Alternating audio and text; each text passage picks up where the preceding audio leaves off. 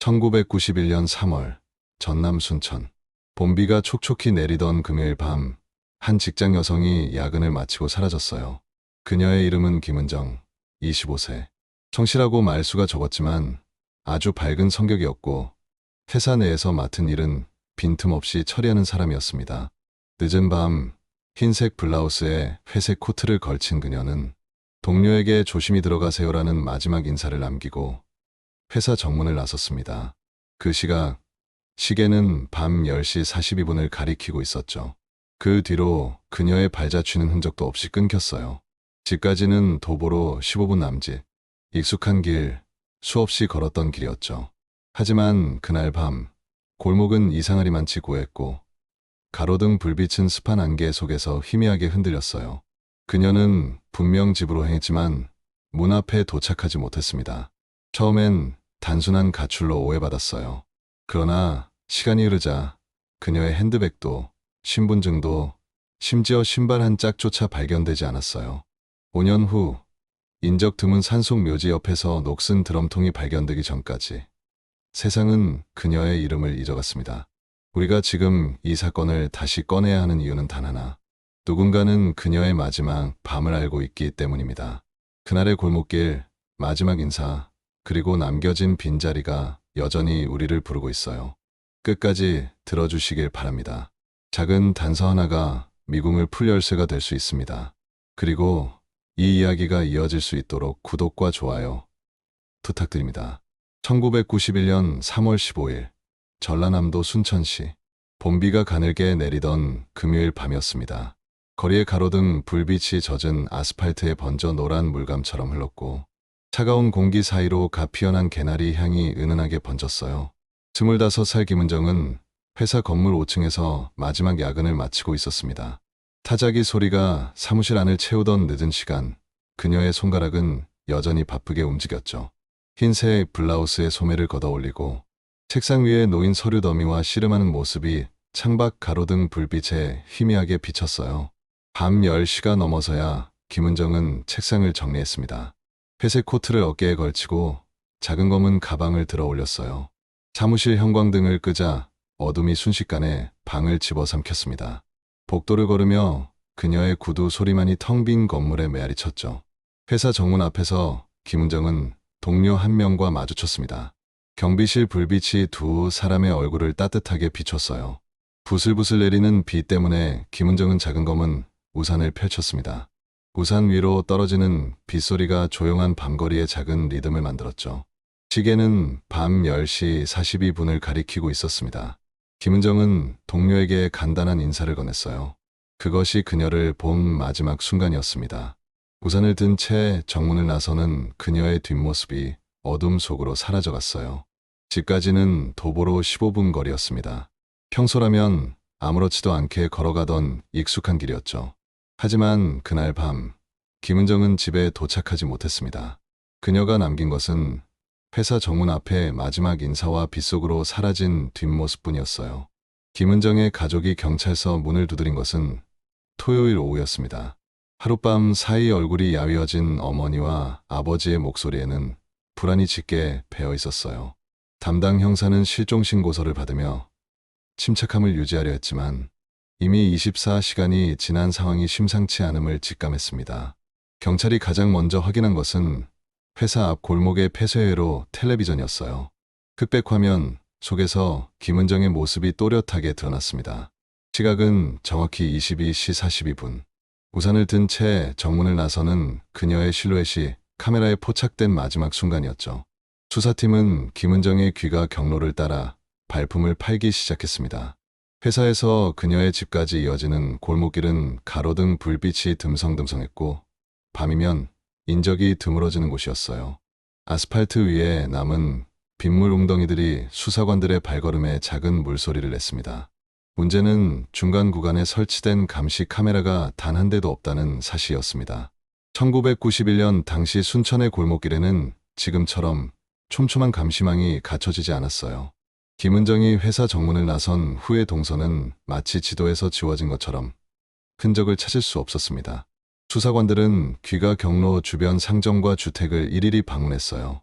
금요일 밤 늦은 시간, 대부분의 상점은 이미 문을 닫은 상태였고 주민들 역시 잠든 시간이었습니다.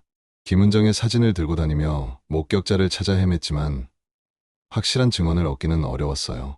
그녀의 방에서는 평소 사용하던 소지품들이 그대로 남아 있었습니다. 지갑, 도장, 심지어 다음 주 월요일에 받을 예정이던 급여, 봉투까지 모든 것이 제자리에 있었어요. 갑작스러운 가출이나 계획적인 실종을 의심할 만한 흔적은 전혀 발견되지 않았습니다. 경찰은 수사 범위를 넓혀갔어요. 김은정의 교우관계, 직장 내 인간관계, 최근 일상의 변화 등을 꼼꼼히 조사했습니다. 하지만 평범했던 그녀의 일상에서 실종의 단서가 될 만한 특별한 사건이나 갈등을 찾아내기는 쉽지 않았어요. 시간은 흘러갔고 김은정의 행방은 여전히 오리무중이었습니다. 김은정의 실종 소식이 동네에 퍼지자 제보 전화가 빗발치기 시작했습니다. 경찰서 전화기는 하루 종일 울려댔고 접수 담당자들은 쏟아지는 증언들을 꼼꼼히 기록해야 했어요. 그러나 이 증언들은 오히려 수사를 더욱 복잡하게 만들었습니다. 첫 번째 목격자 박모 씨는 확신에 찬 목소리로 말했어요. 금요일 밤 11시쯤 버스 정류장에서 김은정과 똑같이 생긴 여성을 봤다는 것이었습니다. 회색 코트를 입고 검은 가방을 든 모습까지 정확히 일치했다고 했죠. 하지만 그 시간이면 김은정이 실종된 지 이미 시려분이 지난 후였어요. 두 번째 증언은 더욱 구체적이었습니다. 근처 상점을 운영하는 이모 씨는 밤 11시 반쯤 골목 어귀 술집 앞에서 젊은 여성이 중년 남성과 다투는 소리를 들었다고 했어요. 여성의 목소리가 높아지며 뭔가를 거부하는 듯 했다는 증언이었습니다. 봄밤의 시원한 공기를 가르는 날카로운 목소리가 귀에 선명하게 남아있다고 했죠. 그런데 세 번째 목격자의 말은 전혀 달랐습니다. 같은 골목에 사는 김모 씨는 그날 밤 11시부터 12시까지 창문 앞에 앉아 있었는데 골목이 완전히 조용했다고 증언했어요. 평소보다도 더 인적이 드물었고 고양이 울음소리만 가끔 들렸을 뿐이라고 했습니다. 증언들은 시각과 장소에서 계속 엇갈렸어요. 어떤 이는 오후 10시 40분경 회사 근처에서 김은정을 봤다고 했고 다른 이는 자정 넘어 전혀 다른 동네에서 목격했다고 주장했습니다. 입고 있던 옷의 색깔도 제각각 달랐죠. 회색 코트라고 한 사람이 있는가 하면 검은색 외투였다고 기억하는 사람도 있었어요. 수사팀은 하나하나 확인 작업에 들어갔습니다. 목격 장소를 직접 방문하고 증언자들과 함께 당시 상황을 재현해봤어요. 하지만 대부분의 증언들은 시간이 지나면서 기억이 흐려지거나 다른 사건과 혼동된 경우가 많았습니다. 확실한 물증이나 추가 목격자도 나타나지 않았어요. 경찰은 점차 혼란에 빠져들었습니다. 너무 많은 정보가 쏟아졌지만 정작 결정적인 단서는 하나도 없었어요. 각각의 증언이 서로 모순되면서 김은정의 마지막 행적은 더욱 미궁 속으로 빠져들어갔습니다. 진실과 추측, 기억과 착각이 뒤섞인 채 시간만 흘러갔어요. 김은정의 실종이 일주일째 접어들자 가족들은 더 이상 기다릴 수 없었습니다. 어머니는 밤잠을 이루지 못해 눈가에 깊은 그늘이 졌고 아버지는 하루 종일 경찰서와 실종 현장을 오가며 발바닥이 부르터 있었어요. 절망과 간절함이 뒤섞인 가족의 마음은 행동으로 이어졌습니다. 첫 번째 전단지가 나온 것은 월요일 아침이었어요. A사 용지에 인쇄된 김은정의 사진 아래로 실종자를 찾습니다라는 글씨가 또렷하게 새겨져 있었습니다. 가족들은 새벽부터 나와 전봇대마다 상점 앞마다 전단을 붙여나갔어요. 풀 냄새와 잉크 냄새가 섞인 종이가 봄바람에 바싹거렸습니다. 동네 주민들이 하나둘 가세하기 시작했어요. 김은정을 직접 알지 못하는 사람들도 가족의 절박함에 마음이 움직였습니다. 자원봉사자들은 전단지를 나누어 들고 순천 시내 곳곳으로 흩어졌어요. 시장 입구, 버스터미널, 기차역까지 김은정의 얼굴이 담긴 전단이 도시 전체로 퍼져나갔습니다. 지역 방송국이 움직인 것은 그 다음이었어요. 야근 후 귀가길 여성, 흔적도 없이 증발이라는 헤드라인이 저녁 뉴스 첫 번째로 나왔습니다. 앵커의 차분한 목소리가 안방을 채웠고 김은정의 사진과 함께 실종 당일의 상황이 자세히 보도됐어요. 시청자들의 관심이 급격히 높아졌습니다. 신문에도 관련 기사가 실렸어요. 25살 꽃다운 나이 직장 여성 실종이라는 제목 아래 김은정의 일상과 실종 경위가 구체적으로 소개됐습니다. 기사를 읽은 시민들은 안타까움을 표하며 수색에 자발적으로 참여하겠다고 나섰어요. 주말이 되자 본격적인 수색 작업이 시작됐습니다. 자원봉사자 100여 명이 순천 시내 곳곳으로 흩어져 김은정의 흔적을 찾아 헤맸어요. 산속 오솔길부터 하천 주변까지 사람이 다닐 수 있는 모든 곳을 샅샅이 뒤졌습니다. 수색대원들의 호루라기 소리가 산골짜기에 메아리 쳤고 회중전 등 불빛이 어둠을 가르며 움직였어요. 하지만 이틀간의 대대적인 수색에도 불구하고 김은정의 흔적은 어디에서도 발견되지 않았습니다. 옷가지 한 조각, 소지품 하나 찾을 수 없었어요. 수색대원들의 얼굴에는 피로와 좌절감이 섞여 있었습니다. 언론의 관심이 높아질수록 도시 전체가 불안에 휩싸이기 시작했어요. 특히 비슷한 또래의 여성들은 밤늦은 귀가를 꺼리게 됐고 부모들은 자녀들의 외출을 더욱 걱정스럽게 지켜봤습니다. 김은정의 실종은 개인의 비극을 넘어 지역 전체의 공포로 번져갔어요. 시간이 흘러 1996년 봄이 되었습니다. 김은정이 사라진 지 꼬박 5년이 지난 시점이었어요. 가족들은 여전히 그녀를 기다렸지만 세상의 관심은 점차 다른 곳으로 옮겨가고 있었습니다. 그런데 4월 어느 화창한 오후 예상치 못한 발견이 수사에 새로운 전환점을 가져왔어요. 춘천 외곽 동산동 야산 오래된 공동묘지 뒤편 잡목숲에서였습니다. 성묘를 온 시민이 무덤가를 정리하다가 이상한 물건을 발견했어요. 흙더미 사이로 반쯤 묻힌 채 녹이 쓴 드럼통 하나가 드러난 것이었습니다. 봄볕에 반짝이는 녹슨 철 표면에서는 오랜 세월의 냄새가 배어나왔어요. 발견자는 즉시 경찰에 신고했습니다. 출동한 수사팀이 조심스럽게 드럼통을 개봉하는 순간 모든 이들의 숨이 멎었어요. 내부에서 하얀 뼈 조각 여러 개와 함께 작은 금속 조각이 발견된 것이었습니다. 습기와 시간이 만들어낸 퀴퀴한 냄새가 코를 찔렀죠. 더욱 놀라운 것은 그 금속 조각의 정체였습니다. 부식이 심하게 진행됐지만 자세히 들여다보니 회사 사원 배지의 일부로 보였어요. 비록 글자 대부분은 녹으로 지워졌지만 김은정이 다니던 회사 로고와 유사한 형태가 희미하게 남아 있었습니다. 수사관들의 심장박동이 빨라졌어요. 소식은 순식간에 퍼졌습니다. 김은정 실종 사건 5년 만에 결정적 단서 발견이라는 헤드라인이 신문 일면을 장식했어요. 방송국에서는 특보를 내보내며 현장 상황을 생생히 전했습니다. 기자들이 몰려든 발견 현장은 카메라 플래시와 질문 소리로 북적였죠. 가족들에게는 5년 만에 찾아온 희망의 빛이었습니다. 어머니는 오열하며 드디어 우리 은정이를 찾을 수 있을 것 같다고 말했어요. 아버지 역시 떨리는 목소리로 이제 진실을 알 수 있을 것이라며 기대감을 드러냈습니다. 그동안 체념에 가까워졌던 마음에 다시 불길이 타오르고 있었어요. 경찰은 즉시 과학수사 의뢰에 들어갔습니다. 발견된 뼈 조각과 배지 조각은 국립과학수사연구원으로 보내져 정밀 검사에 들어갔어요. DNA 분석, 성분 분석, 연대 측정 등 가능한 모든 방법을 동원해 정체를 밝히려 했습니다. 언론과 시민들의 관심도 다시 뜨거워졌어요. 5년 동안 잠잠했던 사건이 갑자기 해결의 실마리를 찾은 듯 보였습니다. 사람들은 마침내 김은정에게 무슨 일이 일어났는지 알 수 있을 거라는 기대감에 부풀었어요. 드럼통 발견 현장에는 연일 취재진과 구경꾼들의 발길이 이어졌습니다.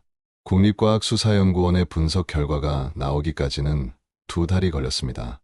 가족들과 시민들은 물론 수사팀까지 모두가 숨을 죽이며 기다렸어요. 마침내 6월 초순 두꺼운 봉투에 담긴 감정서가 순천경찰서로 배달됐습니다. 봉투를 뜯는 수사관의 손끝이 미세하게 떨렸어요. 첫 번째 충격적인 결과는 뼈 조각에 관한 것이었습니다. 정밀 분석 결과 발견된 뼈는 최소 10년에서 15년 이상 된 것으로 추정됐어요. 김은정이 실종된 1991년보다 훨씬 이전부터 그곳에 묻혀 있었다는 의미였습니다. 게다가 뼈의 상태로는 성별이나 연령대도 정확히 특정할 수 없었어요. 차원 배지로 보였던 금속 조각의 정체는 더욱 실망스러웠습니다. 부식 제거 작업을 거쳐 자세히 분석한 결과 김은정이 다니던 회사의 배지가 아닌 전혀 다른 업체의 것으로 밝혀졌어요. 심지어 그 회사는 10여 년 전에 문을 닫은 곳이었습니다. 로고가 비슷해 보였던 것은 단순한 착각이었죠. 더 큰 문제는 제보자들의 증언이 흔들리기 시작한 것이었습니다. 드럼통을 발견했다고 했던 성묘객은 며칠 후 진술을 번복했어요. 사실 드럼통은 예전부터 그 자리에 있었고 단지 그날 처음 자세히 들여다본 것뿐이라고 말을 바꿨습니다. 쌓인 낙엽과 흙을 치우니 더 눈에 띄게 됐을 뿐이라는 것이었어요. 주변 주민들의 증언도 일관성이 없었습니다. 어떤 이는 몇 년 전부터 그 드럼통이 있었다고 했고, 다른 이는 최근에 누군가 갖다 놓은 것 같다고 말했어요. 시간이 흐르면서 기억들이 뒤섞이고 변형된 것이었습니다. 정확한 사실을 가려내기가 점점 어려워졌어요. 언론의 태도도 급격히 바뀌었습니다. 김은정 사건 단서로 추정됐던 유골, 전혀 무관한 것으로 판명이라는 헤드라인이 신문에 실렸어요. 방송에서는 성급한 추측이 낳은 해프닝이라며 한 발 물러선 보도를 내보냈습니다. 며칠 전까지 특종 취재에 열을 올렸던 기자들의 열기도 급속히 식어갔어요. 가족들의 절망감은 이루 말할 수 없었습니다. 5년 만에 찾아온 희망의 불씨가 다시 꺼져버린 것이었어요. 어머니는 이제 정말 우리 은정이를 영영 못 찾는 것 아니냐며 오열했습니다. 아버지 역시 말없이 고개를 숙인 채 깊은 한숨만 내쉬었어요. 수사팀도 다시 원점으로 돌아가야 했습니다. 그동안 드럼통 단서를 중심으로 새롭게 짜인 수사 방향을 모두 폐기해야 했어요. 5년 동안 쌓인 수사 자료들을 다시 꺼내어 처음부터 검토하기 시작했습니다. 시간만 흘렀을 뿐 김은정의 행방은 여전히 미궁 속이었어요. 기대가 클수록 실망도 컸습니다. 한때 해결의 실마리로 여겨졌던 발견은 결국 또 하나의 막다른 길이었어요. 사건은 다시 조용해졌고 사람들의 관심도 점차 다른 곳으로 옮겨갔습니다. 김은정 실종 사건이 발생한 지 수년이 흐른 시점에서 수사팀은 지금까지의 모든 정보를 종합해 가능한 시나리오들을 체계적으로 정리하기 시작했습니다. 책상 위에 쌓인 두꺼운 수사 파일들 사이로 형광등, 불빛이 길게 드리워져 있었어요. 첫 번째 가설은 자발적 가출이었습니다. 김은정이 스스로 어딘가로 떠났을 가능성이죠. 이 가설을 뒷받침하는 증거로는 여러 목격자들의 증언이 있었어요. 실종 당일 밤과 그 이후 며칠간 순천 곳곳에서 그녀와 비슷한 여성을 봤다는 신고가 계속 들어왔었습니다. 하지만 반박하는 증거도 만만치 않았어요. 김은정의 개인 소지품과 다음 주에 받을 예정이던 급여가 모두 그대로 남아 있었고 가족이나 친구들에게 떠날 의사를 비치거나 이상 행동을 보인 적이 전혀 없었습니다.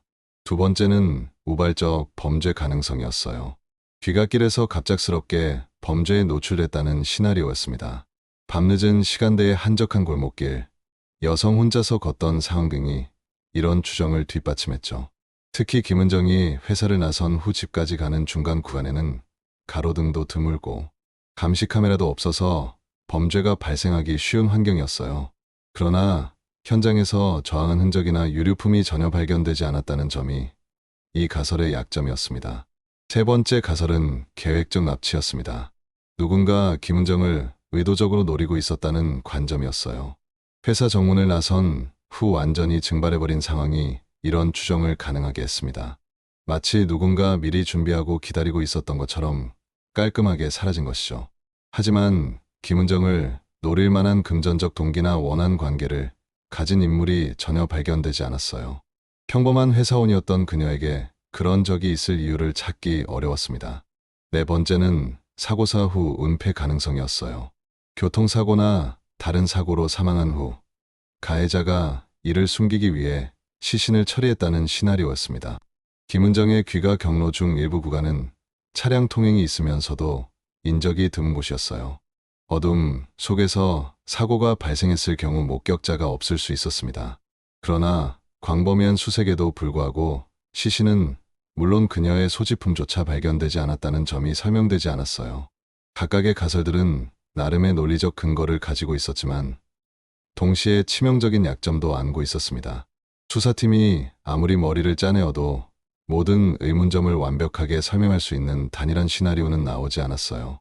마치 퍼즐 조각들이 미묘하게 맞지 않는 것처럼 어딘가 빈틈이 있었습니다. 시간이 흐를수록 물증은 더욱 희박해져 갔어요. 목격자들의 기억은 점점 흐려졌고 새로운 단서는 나타나지 않았습니다.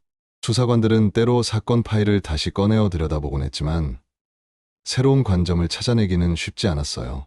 김은정의 실종은 여전히 해답을 찾을 수 없는 미스터리로 남아 있었습니다. 세월이 흘러 2000년대에 접어들었습니다. 김은정이 사라진 지 10여 년이 넘는 시간이 지났어요. 그 사이 순천의 거리는 많이 변했습니다. 골목마다 감시 카메라가 설치됐고 가로등도 훨씬 밝아졌어요. 그녀가 마지막으로 걸었던 그 길도 이제는 환하게 비춰지고 있습니다. 하지만 김은정의 가족들에게는 시간이 그날 밤에 멈춰 서 있었어요. 어머니는 여전히 딸의 방을 그대로 두고 있습니다. 침대 위에 놓인 인형, 책상 위에 화장품, 옷장 안의 옷들이 모두 10여 년 전 그 모습 그대로예요. 가끔 어머니는 그 방에 들어가 딸의 사진을 바라보며 조용히 눈물을 흘립니다. 아버지는 틈날 때마다 김은정이 실종된 그 길을 걸어요. 회사에서 집까지 딸이 마지막으로 걸었을 그 15분의 거리를 천천히 따라갑니다. 혹시 그동안 놓친 단서가 있지 않을까? 혹시 누군가 새로운 증언을 해주지 않을까 하는 희망을 품고 있어요. 발걸음 하나하나에 그리움과 간절함이 배어 있습니다. 경찰서 보관창고 한 구석에는 여전히 김은정 사건 파일이 꽂혀 있어요. 노란 테이프로 봉해진 상자 속에는 수많은 조서와 사진, 증거품들이 잠들어 있습니다. 담당했던 수사관들은 대부분 전보를 가거나 퇴직했지만 사건은 미제로 남아 시효가 없는 영원한 숙제가 되었어요. 때로는 새로운 제보가 들어오기도 합니다. 건설 현장에서 뼈 조각이 발견됐다는 신고, 다른 지역에서 김은정과 닮은 여성을 봤다는 증언들이죠. 그때마다 가족들의 가슴은 다시 뛰기 시작하고 경찰은 확인 작업에 나섭니다. 하지만 지금까지 그 어떤 제보도 김은정과 연결되지는 않았어요. 1990년대의 한 청춘이 남긴 이 미해결 사건은 많은 것을 시사합니다. 당시의 부실한 감시시설, 체계적이지 못했던 초동수사, 과학수사기법의 한계 등이 사건 해결을 어렵게 만든 요인들이었어요. 지금이라면 DNA 분석 기술, 디지털 포렌식, 휴대폰, 위치 추적 등으로 더 많은 단서를 찾을 수 있었을 것입니다. 하지만 가장 중요한 것은 기억하는 마음일 것입니다.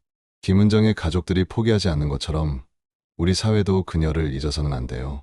어디선가 진실을 알고 있는 사람이 있을지도 모르고 아직 발견되지 않은 증거가 남아있을지도 모릅니다. 25살의 나이로 사라진 김은정.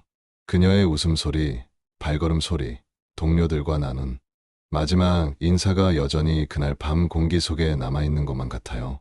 시간이 아무리 흘러도 변하지 않는 것이 있다면 그것은 사랑하는 사람을 잃은 가족의 마음과 진실을 향한 간절한 바람일 것입니다.